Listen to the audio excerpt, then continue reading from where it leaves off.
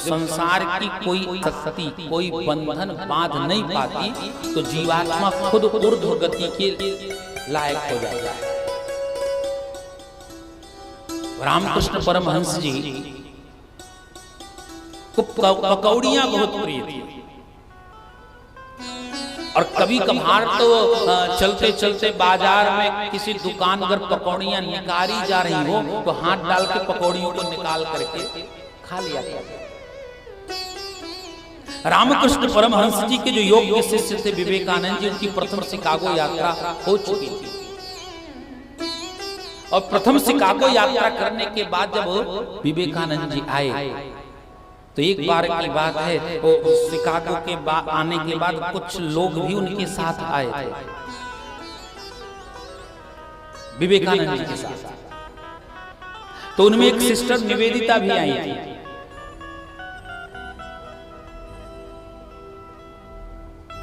रामकृष्ण परमहंस जी आगे आगे, उनके पीछे पीछे श्री विवेकानंद जी चल रहे हैं, और विवेकानंद जी के पीछे उनके अनुयायी चल रहे हैं, सब शिष्यगण चल रहे हैं।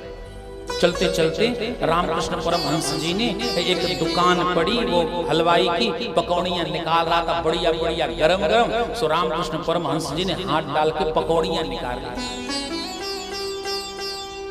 तो जो गोरी चमड़ी वाले चल रहे थे उनको अच्छा नहीं लगा, जी तो केशव बाबा है, अजय ऐसे हाथ डाल के, हाँ तो बड़ी साफ सफाई रखते हैं वो लोग। भोजन से पहले जब तक हाथ को साबुन से नहीं धुलेंगे, सैनिटाइज नहीं कर लेंगे। पहले मैं नहीं जानता सैनिटाइज क्या होता है, ये तो कोरोना काल ने सबका परिचय करवा दिया। सैनिटाइज मैंने 2 बार देखा। पहली बार हमने देखा तो हमने पहचाना ही नहीं। मैं एक बार जा रहा था वाराणसी से मुंबई के लिए, तो जब मेरी फ्लाइट यहां से चली वाराणसी से, तो मेरी बगल की सीट पे कोई विदेशी महिला बैठी थी। तो बीच रास्ते में हमने भी चाय मंगाई, उसने भी चाय मंगाई, हमने सीधे चाय पकड़ ली, और उसने टेबल पे वो सामने खोला, उसने ब्रैकेट का, उस पे चाय रखवाई, फिर अंदर से सैनिटाइजर निकाली, फिर हाथ वाथ साफ वाफ करी, और फिर तब उसने चाय छुआ। तो हमने कहा कौन सी दवाई हाथ में लगा के चाय पी रही है। मैं बहुत परेशान था, इस दवा का नाम क्या है, पर हम नहीं जान पाए कौन सी दवाई है जो हाथ में लगा के चाय पी जाती है। और दूसरी बार सैनिटाइज हमने देखा कोलकाता में, जब हम कथा में गए थे तो बीमार पड़ गए, हॉस्पिटलाइज हो गए वहां पे। तो जब हम वहां से चले तो पूरा गोयल परिवार, बड़ी सेवा की मेरी उस समय, सब लोग तटस्थ थे, तो विजय, योगेश, और साथ में सुरेश बाबू, मुकेश बाबू, सब लोग सेवा में तत्पर रहे, पूरा परिवार। तो जब मैं वहां से आ रहा था तो हमारे साथ एक पैकेट दिया गया जिसमें ब्लड प्रेशर नापने वाली मशीन थी, सैनिटाइजर का एक बॉटल था, वो सब तो मैं समझ गया, पर सैनिटाइजर बहुत दिन तक मैं नहीं समझ पाई कौन सी दवा है ये तो जब कोरोना आया तब जाना ही वही दवा है जो विदेशी महिला हाथ पोंछ के जिससे चाय पीती थी, ये तो बाद में हम जान पाए।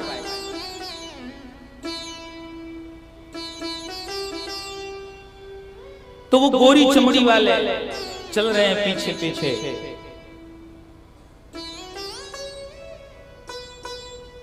विवेकानंद जी को अच्छा नहीं लगा, ये गुरुजी ने क्या कर दिया, और गुरुजी ने ये पकौड़ियां निकाल के काहे खाई लगे।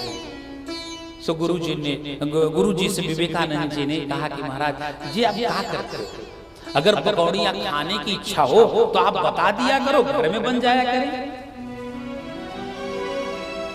ऐसे रास्ते में चलते पकौड़ियों को निकाल करके खाना अच्छा नहीं लगता है। रामकृष्ण परमहंस जी ने कहा सुनो, बोले हाँ, बोले संसार में टिकने का कोई बहाना नहीं बचा, अब मेरे पास कोई बहाना नहीं है कि मैं संसार में रहूं, इसलिए मैंने अपनी आसक्ति इन पकौड़ियों में लगा के रखी है, और जिस दिन मैं पकौड़ियों को खाने से मना कर दूंगा उसके ठीक 3 दिन बाद मैं संसार छोड़ दूंगा।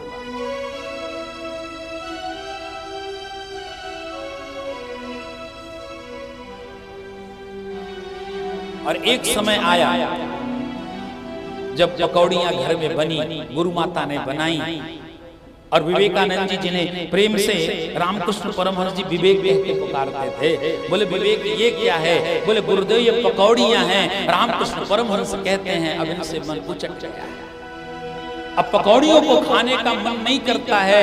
रामकृष्ण परमहंस के चरणों में विवेकानंद जी गिर के रोने लगे। गुरु माता दौड़ के आई, तो विवेक रो क्यों रहा है? गुरु माता, गुरुजी ने पकौड़ियां खाने से मना कर दिया, इसमें रोने की कौन सी बात है? तब विवेकानंद जी ने पूरी घटना को बताया कि गुरुजी पहले बता चुके हैं कि जिस दिन मैं पकौड़ियों को खाने से मना कर दूंगा, उसके ठीक 3 दिन बाद मैं संसार को छोड़ दूंगा, क्योंकि संसार का कोई ऐसा बंधन नहीं है जो मुझे बांध सके।